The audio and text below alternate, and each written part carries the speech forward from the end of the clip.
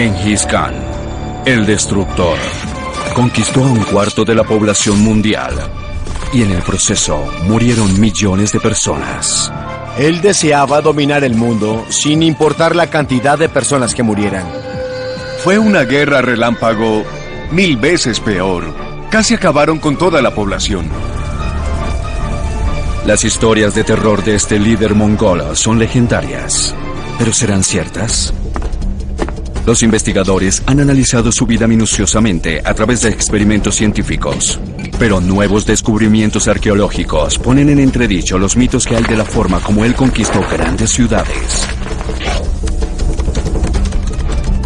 Un psiquiatra analizará su personalidad para entender qué llevó a Genghis Khan a masacrar a millones y cómo se destacó sobre otros grandes tiranos de la antigüedad.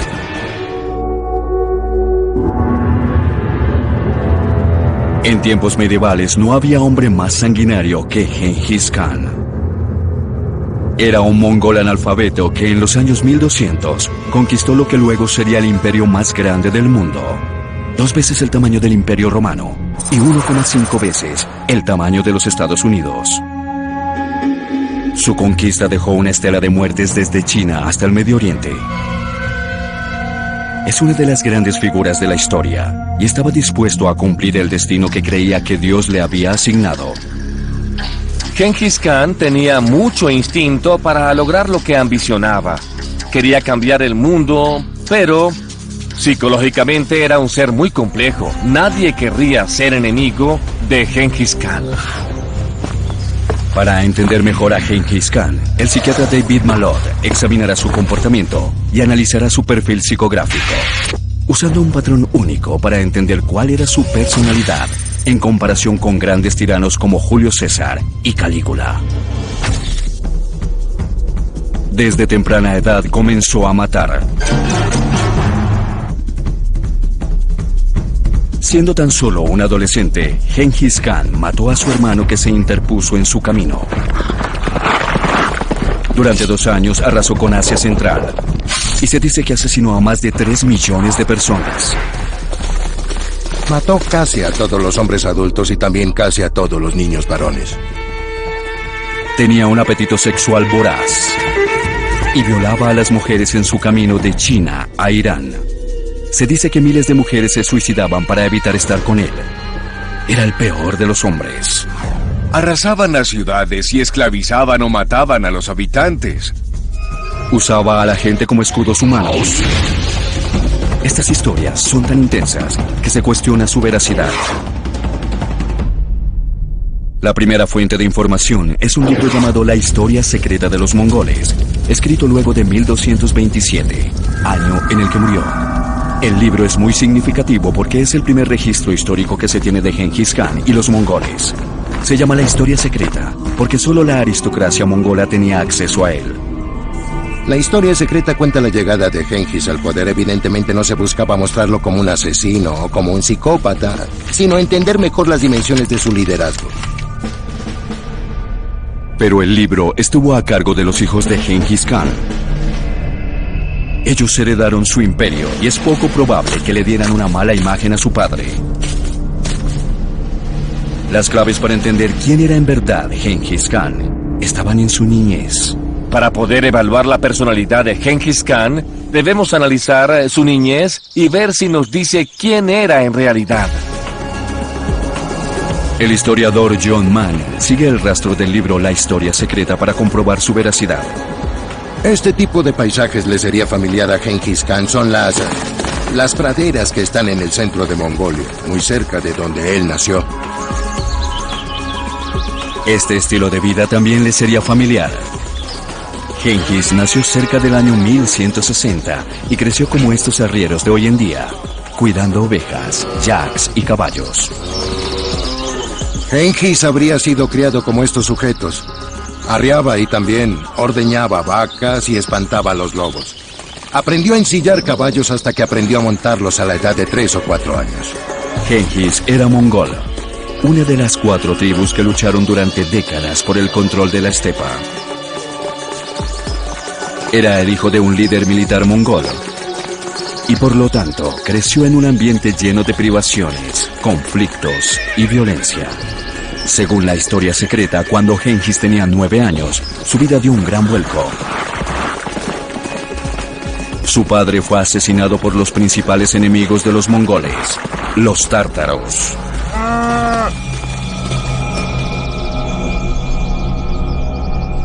Él, su madre, sus 5 hermanos y su hermana fueron expulsados y obligados a vivir en la estepa. Creían que morirían, pero no fue así. Genghis Khan se convirtió en su propio padre. Él tenía que levantar a su propia familia y lograr que sobrevivieran.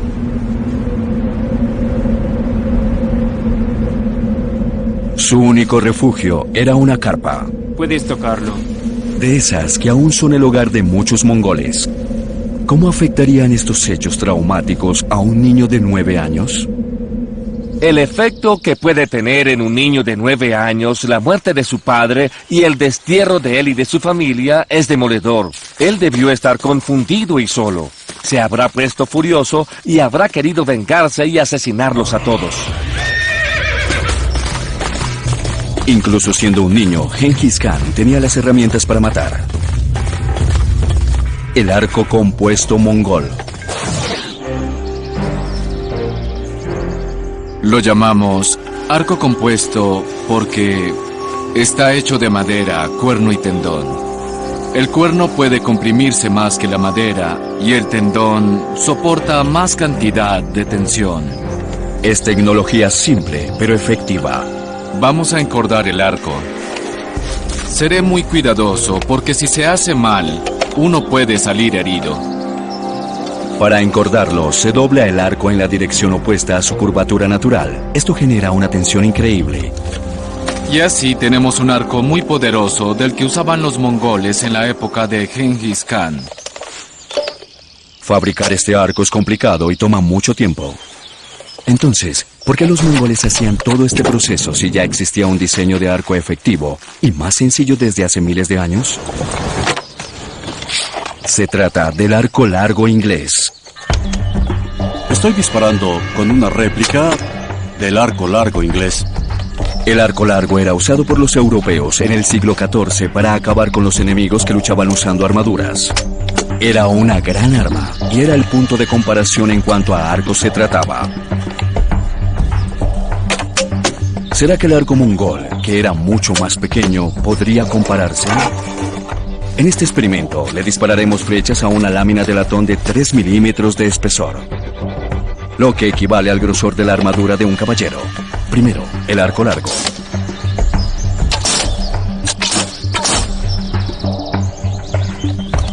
Parecen haber penetrado unos 18 centímetros. Ahora, el arco mongol. Penetraron de 20 a 23 centímetros. El arco mongol es unos 5 centímetros más penetrante. Vale la pena el trabajo que implica fabricar el arco compuesto. Resulta ser un arma letal. El arco compuesto mongol es mucho más poderoso que el arco largo tradicional. Y eso sin siquiera luchar de la manera que lo hacían los mongoles, a caballo. Disparar de costado es efectivo, pero muchos arqueros deseaban disparar de frente mientras arremetían contra el enemigo o hacia atrás cuando se retiraban, pero con los arcos largos pinchaban a los caballos. El arco mongol, que era más corto, no molestaba a los caballos y convirtió a los arqueros mongoles en un arma mortal, capaz de disparar en cualquier dirección, incluso en la arremetida y la retirada. Esta combinación poderosa de caballería y arquería crearon un arma letal mongola. Genghis usó esta arma para conquistar el mundo. Pero primero, el jovencito la usó para controlar a su propia familia. Una persona se interponía entre Genghis y sus ambiciones. Su medio hermano. Bekter, su medio hermano, era mayor y creía que podía intimidar a Genghis, que era un adolescente. Pero nadie intimida a Genghis. Así que mató a su propio hermano. El asesinato es el inicio de lo que sería una carrera llena de matanzas. Genghis crecía muy rápido. El asesinato de su hermano muestra que Genghis Khan estaba listo para ser un adulto, para el liderazgo. Era un hombre de armas tomar. Genghis estaba empeñado en ser el líder del pueblo mongol. Lo que hizo después muestra la profundidad de su ambición y las atrocidades que era capaz de hacer.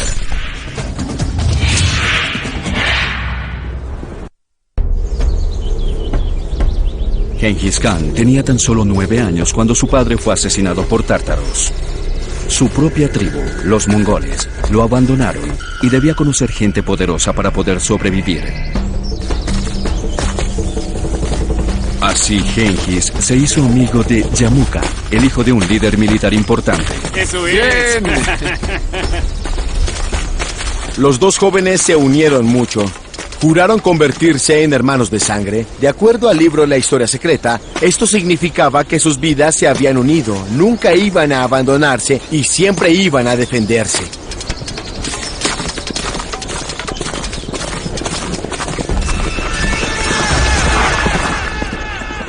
El libro indica que los dos hombres se convirtieron en guerreros prometedores. Pero cuando tenía 20 años, Genghis desapareció. La historia secreta no dice a dónde fue o qué hizo hasta unos 10 años después que volvió a aparecer. El Genghis que regresó era un hombre con una misión. Tenía el plan de convertir a los pueblos de las estepas en una gran fuerza de combate con él a la cabeza. Eso era una ruptura de las tradiciones. En este momento ya no dependía del clan o de la tribu. Las lealtades tribales desaparecieron y lo que importaba era la lealtad a Genghis Khan. Ya no importaban tanto las influencias, sino que lo apoyaran y le mostraran su absoluta y total fidelidad. Genghis planeaba llevar al ejército mongol a enfrentar a la tribu que asesinó a su padre, los tártaros. Pasaron 5 años antes de que estuviera seguro de que sus tropas estaban listas para enfrentarlos. Cuando llegó el día de la batalla, los guerreros de Genghis destrozaron al ejército tártaro. Pero los derrotados no aceptaban que Genghis era el jefe ahora y no le prometieron lealtad. Los tártaros se oponían a su liderazgo, así que Genghis ordenó una solución radical. Los mongoles asesinaron a cada hombre tártaro que encontraron, joven y viejo. Con esto, Genghis enviaba un mensaje claro de cómo pretendía gobernar. El que se metiera con él pasaría a la historia. Genghis Khan era un líder despiadado, pero también era eficiente. Era muy inteligente y capaz de adoptar nuevas estrategias. Se trataba de alguien muy carismático y que era muy buen líder. Su ascenso al poder era indetenible. Había cada vez más leyendas de que los mongoles eran inmortales. Podían dispararles flechas y seguían avanzando, tal como un ejército de zombies.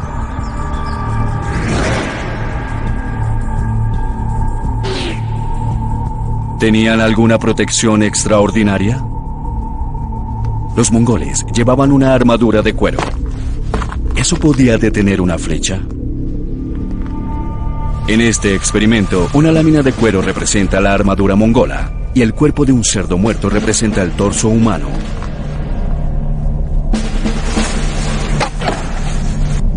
La flecha atraviesa la caja torácica. Si fuera la caja torácica de un guerrero, le habría causado una herida muy grave.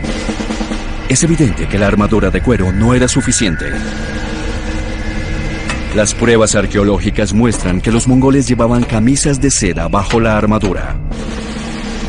Disparemos de nuevo, esta vez con la seda entre el cuero y la piel.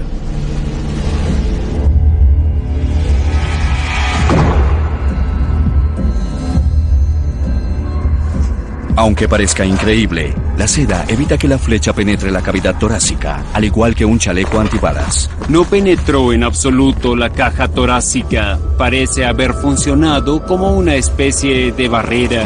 Esto sucedió porque la seda quedó envuelta alrededor de la punta de la flecha. La seda disminuyó la gravedad de la herida, lo que le permitiría al guerrero seguir en la lucha. Así que una simple camisa de seda pudo haber inclinado la balanza a favor de los mongoles.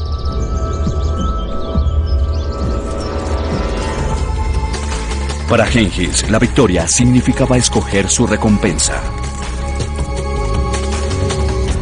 Genghis no quería oro o joyas como botín por haber ganado la guerra. Él quería mujeres, coleccionaba emperatrices, princesas y reinas de belleza, así como un niño colecciona hoy tarjetas de béisbol. La historia secreta habla de varias esposas y cuenta que se quedaba con las doncellas más hermosas de las tribus que derrotaba. Las consideraba las recompensas por sus victorias. Genghis era insaciable.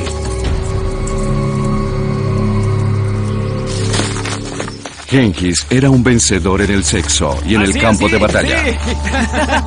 ¡Eso bien! Los guerreros abandonaban a sus líderes para unirse a él, pero algunos de sus nuevos guerreros trabajaban para su hermano de sangre, Yamuka. Genghis fue al campo de batalla con algunos de los hombres de Yamuka y esto le pareció inadmisible. Ahora los hermanos serían rivales.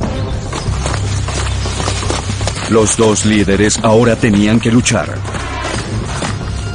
Genghis era temible, pero Yamuka tenía el ejército más grande.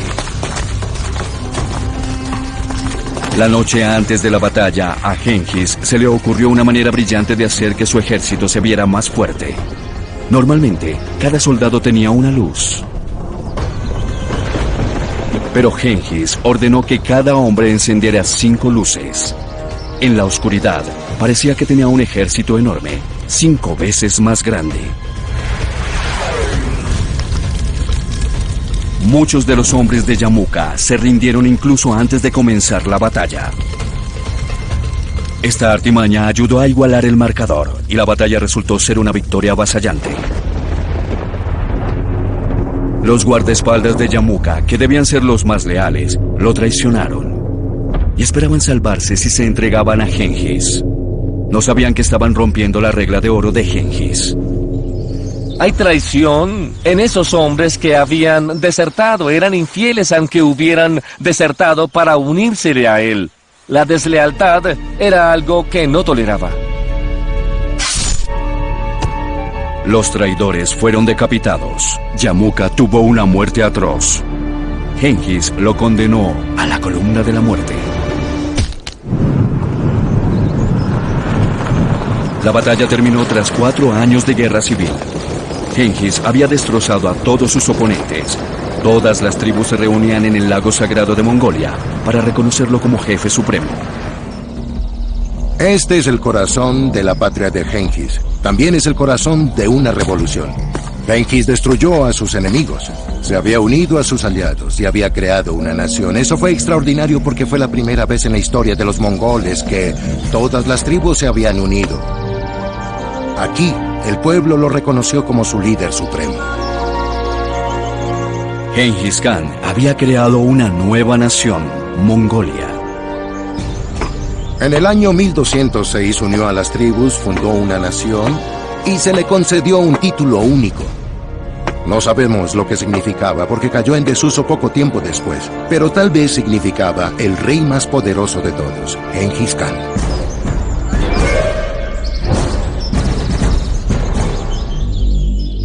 Pero Genghis creía que no solo las tribus lo apoyaban. De acuerdo a los registros de la dinastía Yuan de China, él tenía la firme creencia de que seguía órdenes que venían directamente de Dios. Tenía la visión de que Dios les había regalado el mundo a los mongoles, y su destino era lograr que eso se hiciera realidad. Decía estar a cargo de la misión divina de conquistar el mundo. Parecía que estaba completamente loco. Pero eso no es lo que arroja la evaluación psiquiátrica. Genghis Khan vivía una experiencia religiosa. Su visión no muestra que era un psicópata o que deliraba. Solo se estaba convirtiendo en un líder seguro de sí mismo. Para él era el momento de conquistar el mundo. Luego de destruir una ciudad, le decía a los sobrevivientes: soy el castigo que les envió Dios. Todos los muertos eran pecadores. De lo contrario, ¿por qué Dios me habría enviado? Una carta escalofriante, citando a Khan, se encuentra en los archivos chinos. Decía que tenía una gran obra, que era unificar y conquistar el mundo entero. Tenía la ambición, pero ¿tenía el talento para lograrlo? Necesitaría mucho más que talento. Para que los mongoles entendieran cuál era su destino, habría que asesinar a millones. Genghis Khan había unido a las tribus de las estepas y ahora eran una sola nación guerrera. Para cumplir su ambición de conquistar el mundo, tenía que invadir el gran reino islámico de Asia Central, gobernado por el Shah Mohammed II. Esta vez Genghis no dio rienda suelta a sus deseos, sino que envió primero comerciantes y espías. La respuesta fue inmediata y sangrienta. El Shah convocó a los embajadores mongoles y los ejecutó. Grave error, muy grave.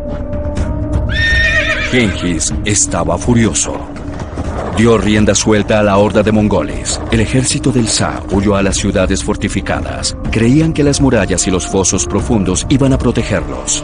Imagínense el problema. Los arqueros a caballo se encontraron con murallas de 9 a 12 metros de altura. ¿Cómo diablos iban a penetrarlas? Genghis había tomado como prisioneros a muchos de los hombres del Shah y tuvo una solución sanguinaria: arrojar a esos hombres en el foso para hacer un puente humano. Ante el horror de la gente del Shah, los mongoles usaron miles de prisioneros como un escudo humano. La gente prefería rendirse antes de matar a sus compatriotas. Eran escudos humanos. Aún bajo los estándares actuales es una acción monstruosa, pero él deseaba dominar el mundo sin importar la cantidad de personas que murieran. Pero, ¿cómo hicieron los mongoles para atravesar las murallas de Persia? La respuesta está aquí, en Merv, la joya de la corona del imperio del Shah. Estas ruinas eran una gran metrópolis. Merv era una de las grandes ciudades de la época medieval. Me recuerda a la Londres de hoy en día porque su gente tiene distintos orígenes étnicos. Era parte de la revolución cultural e intelectual que tenía lugar en el mundo islámico. Las murallas de Merv estaban a 16 kilómetros a la redonda. La ciudad más importante estaba protegida por una inmensa muralla de unos 5 metros de espesor y 9 metros de altura. Las murallas parecían impenetrables, pero Genghis aprendía rápido y estudió la tecnología militar de los pueblos que había conquistado. Su ejército ahora incluía ingenieros expertos en la guerra de asedio. ¿Pero podría fabricar un arma que destruyera murallas de 5 metros de espesor? Un equipo de ingenieros va a comprobarlo. De acuerdo con fuentes persas y chinas, la gran arma de Genghis era una catapulta, un tipo de artillería medieval. La catapulta era el arma más innovadora en la carrera armamentista de esa época. Fue como la bomba atómica. Una catapulta grande dispararía rocas que tendrían este tamaño, pero se han registrado algunas rocas del tamaño de un Volkswagen. Merv pondrá a prueba el poder de la catapulta. Esta debe ser capaz de disparar por encima del foso que la rodea y de golpear las paredes. Recorrerá una distancia de unos 26 metros. ¿Pero podrá lograrlo? 3.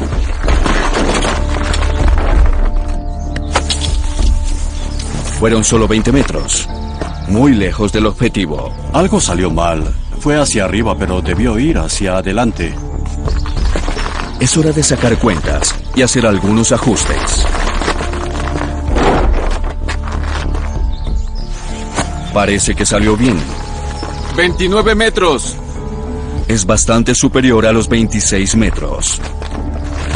Cuando hallaban el campo de tiro ideal y un punto débil en la muralla, disparaban la catapulta de una forma repetida. Así que la catapulta era efectiva. Pero no se sabe con certeza si Genghis la usó en Merv. Una fuente antigua dice que la ciudad se rindió sin siquiera luchar. El escritor persa Juwayni escribió 40 años después del asedio y dijo que los guerreros mongoles se apostaron en las afueras de la ciudad durante 6 días y los habitantes aterrorizados se rindieron y abrieron sus puertas. Entonces, Genghis Khan conquistó Merv usando la intimidación o usando la catapulta gigante. Las pruebas arqueológicas indican que sí había edificios destruidos, algunos tenían huecos que dejaban las rocas de las catapultas. Esto demuestra que Merv sí sufrió un ataque devastador con armas de asedio. Pero, ¿Fue de los mongoles? La respuesta fue encontrada bajo los escombros, en los esqueletos. Lo que tenemos aquí es una persona joven, de unos 20 años de edad, mujer.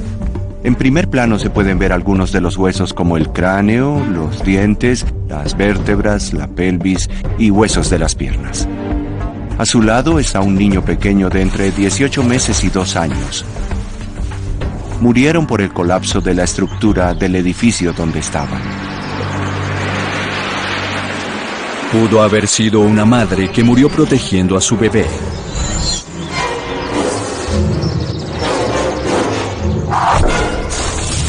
Gracias al análisis de los fragmentos de cerámica encontrados en los esqueletos, los arqueólogos están seguros de que los restos datan de la época exacta de la invasión de los mongoles. Lo que buscamos es una víctima del asedio mongol.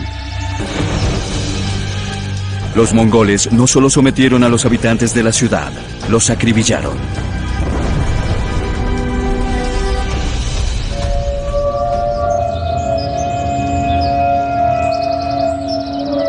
El historiador Yuvaini relató que los mongoles habían llevado a los habitantes a Merv al desierto y los habían asesinado. Cada guerrero habría matado a 300 personas, lo que dejó un saldo de más de 1 millón de muertes. Pero Yuvaini inventó la historia de la capitulación de Merv. ¿Tendría razón con el número de muertes? Los estudios demográficos modernos pueden responder esta incógnita. Estos indican que Merv no tenía cerca de 1 millón de habitantes. Se estima que la ciudad tenía como máximo 150.000 habitantes, así que creemos que el número de muertes se puede establecer entre 100.000 y 150.000. Yuvaini magnificaba la brutalidad de los mongoles por una buena razón. La reputación de los mongoles era un arma de guerra. El terror que infundían es un buen ejemplo de la guerra psicológica. Genghis Khan era el maestro de las tácticas terroristas. Sabía cómo infundir terror en el corazón de sus enemigos y utilizó estas tácticas toda su vida.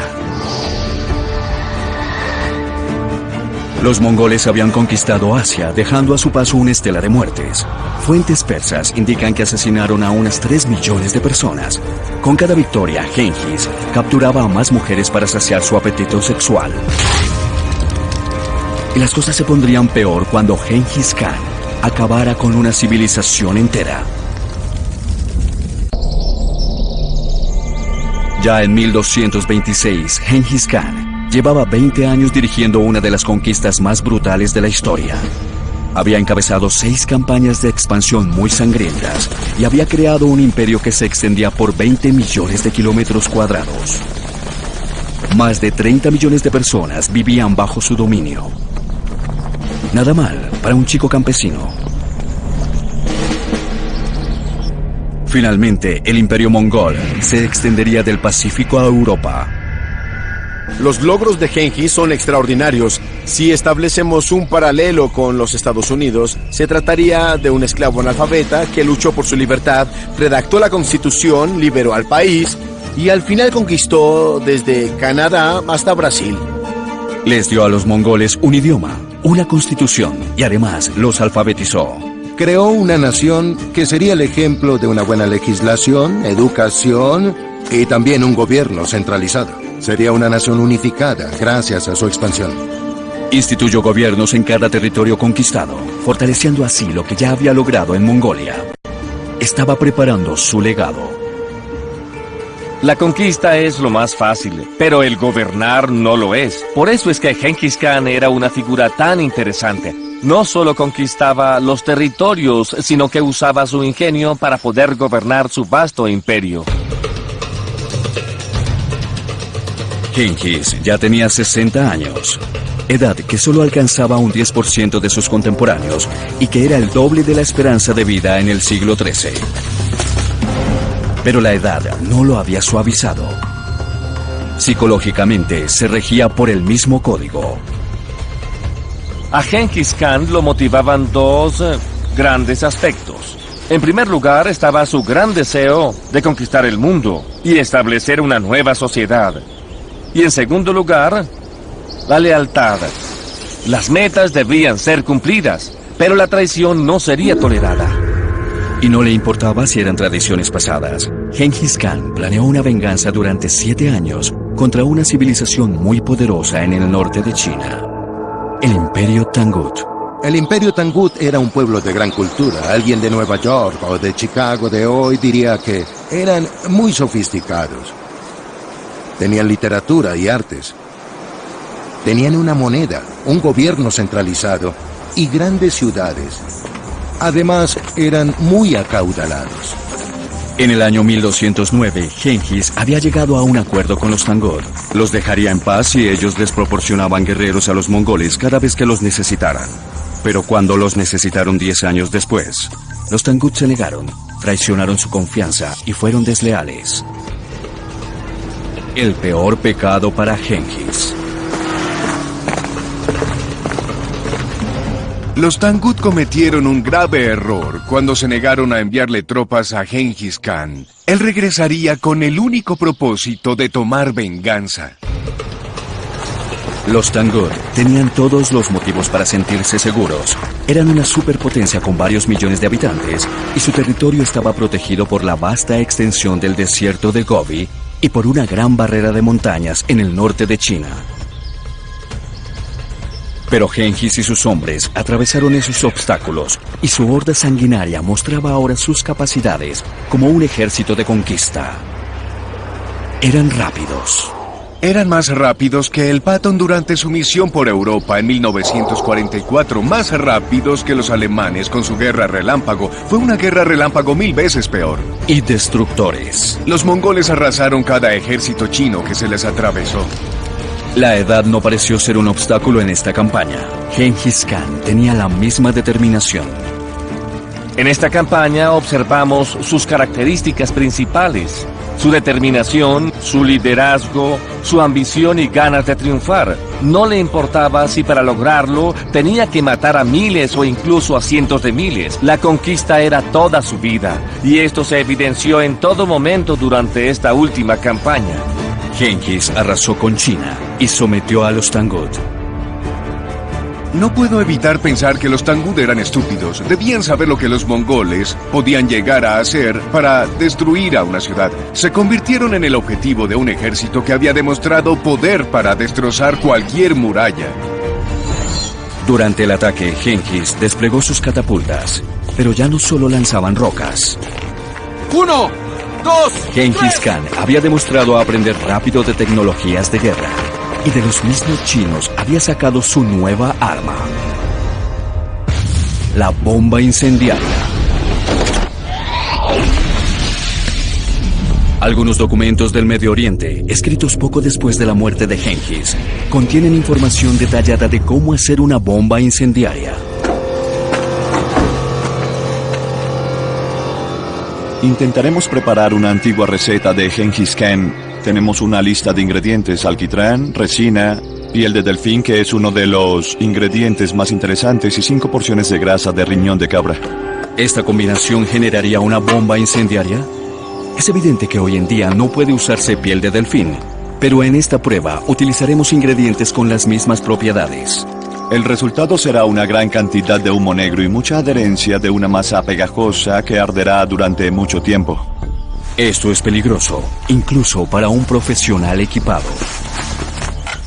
Esta mezcla es algo peligrosa. Cada vez que unes diferentes elementos con diferentes propiedades químicas, no sabes con certeza cuál será la reacción. Los ingredientes formaron un líquido pegajoso. Una simple vasija de cerámica es un mortífero misil medieval. Pusimos todos los ingredientes aquí adentro. Encenderemos la mecha y veremos qué pasa.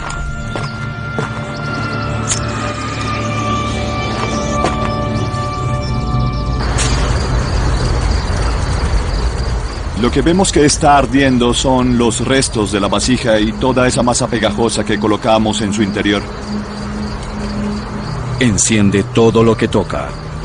Me parece que la receta que usamos era exactamente la misma de los mongoles.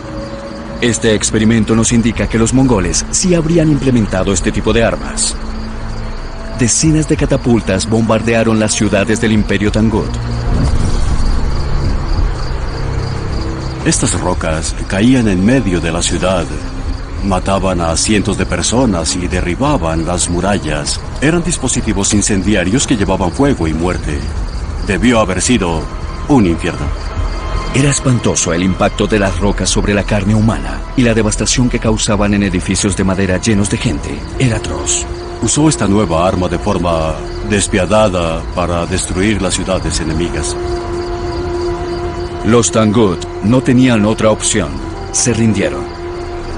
Su rey acudió a Genghis para pedir misericordia. Pero tuvo que esperar, porque Genghis Khan se estaba muriendo.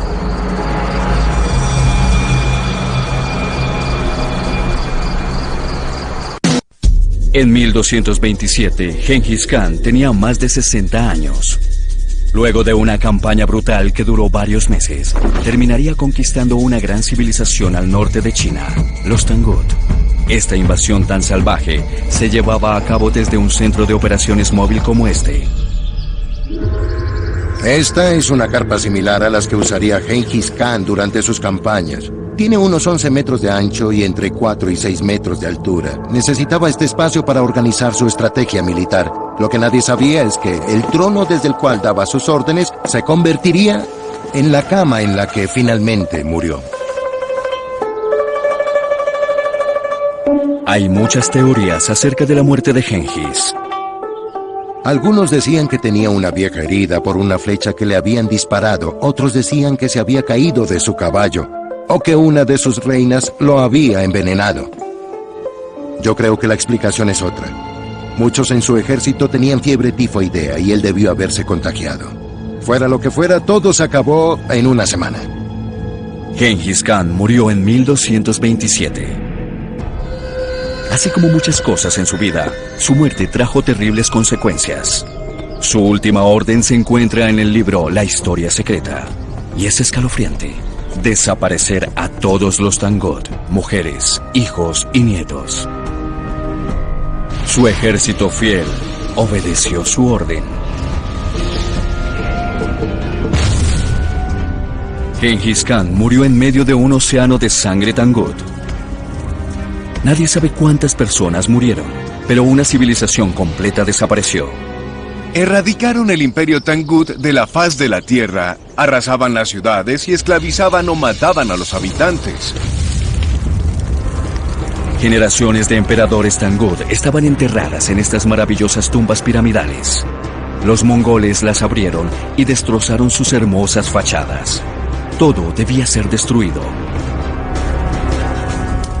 Los mongoles destruyeron libros, iglesias y asesinaron al clero.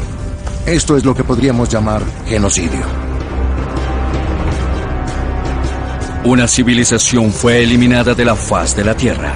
Lo único que quedó son restos de su cultura y las ruinas de las impresionantes tumbas imperiales.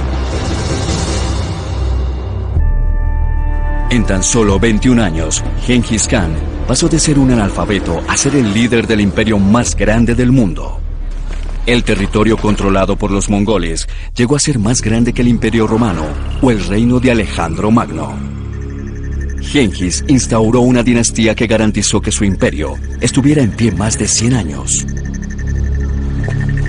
Estos logros hacen que Genghis sea una de las figuras más controversiales de la historia. En Mongolia aún es venerado. Es el hombre que transformó Mongolia en una superpotencia. Las orillas del lago se convirtieron en una especie de santuario para Genghis Khan. Y esa es la mayor prueba de que aún hoy día Genghis Khan está vivo en los corazones de los mongoles. Genghis Khan pudo haber formado uno de los imperios más grandes del mundo. Pero la forma como lo hizo aún inspira terror y odio en muchas partes de Asia. A donde iba, dejaba una estela de muertes. Asesinó a su hermano cuando era un adolescente. Llevó a cabo el genocidio de los tártaros y los holocaustos en Mer y China. Y utilizó escudos humanos. Genghis Khan hizo todo esto para cumplir lo que él creía que era una visión divina: conquistar el mundo. Pero según su comportamiento, ¿dónde está ubicado en nuestra escala psicopática de tiranos? Genghis Khan no era un psicópata. Usaba la violencia para lograr su único objetivo, que era perseguir y lograr su visión de construir un imperio. Él no mataba por gusto como Calígula, que sí era un psicópata. Genghis está al otro lado de la escala. Era un asesino impulsado por su ambición, pero hay otro elemento clave para poder entender su personalidad. Se hablaba mucho, tal vez demasiado, de su magnetismo animal. Él mostraba su poder político a través de su insaciable apetito sexual. Este tirano tiene una puntuación muy alta en deseo sexual. Este es el perfil psicológico de Genghis Khan. ¿Quién en la historia tenía un perfil parecido? Genghis Khan puede ser comparado con alguien que haya sido un conquistador, con un líder que haya sido muy amado por su pueblo. Tenemos un ejemplo perfecto: Julio César. Ambos conquistaron el mundo, seguían una visión y tomaban a cada mujer que podían. Pero la cantidad de parejas sexuales de este tirano no es más que una leyenda. Hasta ahora. El laboratorio genético más grande del mundo accidentalmente hizo un descubrimiento muy revelador sobre la vida de Genghis Khan. Queríamos conocer cuál era el origen de la población asiática. El equipo investigador tomó muestras de sangre de más de 2.000 hombres en toda Asia. Se extrajo el ADN de estas células y se preparó para ser enviado al laboratorio. Buscaban microsatélites, secuencias de ADN, donde un fragmento muy pequeño de código genético se repite de forma consecutiva. Estos fragmentos no son el componente esencial del ser humano, pero su longitud varía de persona a persona y permite medir cuán diferentes somos los unos de los otros. Nos fijamos en las variantes de los diferentes individuos y poblaciones para poder ver si hay diferencias entre los pueblos o no. Ya que las muestras de ADN fueron tomadas de distintos países asiáticos, los investigadores esperaban que los microsatélites tuvieran diferentes longitudes. Lo que hallaron los dejó sorprendidos. Lo que descubrimos con este experimento es que una gran cantidad de estas muestras compartían una misma ascendencia. 8% de los sujetos tenían microsatélites idénticos. La única explicación posible es que compartían un mismo ancestro, cuyo ADN se encuentra en todos los sujetos. Los científicos pudieron determinar cuándo vivió ese ancestro. Hace unos 1000 años. Y la mayor acumulación de los microsatélites idénticos fue en Mongolia. Por la cantidad de microsatélites idénticos en Mongolia y la fecha que nos arrojaron las computadoras, concluimos que lo más seguro es que Genghis Khan fuera ese ancestro. La conclusión de los investigadores es que un estimado de 32 millones de personas, una de cada 200, comparten ADN con Genghis Khan y son sus descendientes. Fue un hombre con mucha acción.